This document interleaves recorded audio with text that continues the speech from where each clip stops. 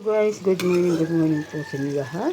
For today's video natin, dito naman tayo, magluluto na naman tayo ng napakasarap na vegetable lagi. Napakasarap po talaga guys magata. Langis-langis pa rin guys. Puro pagulong palagi sa aking linuto uli. Kahapon kasi ako na mag-meeting nakita ko. Teka lang gusto ko, sabi ko kumain na naman ng gulay. Diyos. Namimiss ko kasi ang gulay. Puro kami gisa ngayon. Kaya sabi ko, makapagbili niya kahit 50 pesos lang ang babili ko para may gulay lang kami. Kaya ito guys, 50 pesos lang.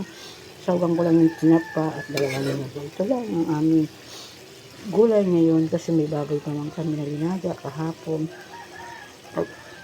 May isda pa naman kami kasi ito na ang ating ulam sa ngayon sa tanghalian. Thank you guys. Thank you for watching. Maraming pong salamat sa inyong lahat sa support. God bless you po sa inyong lahat.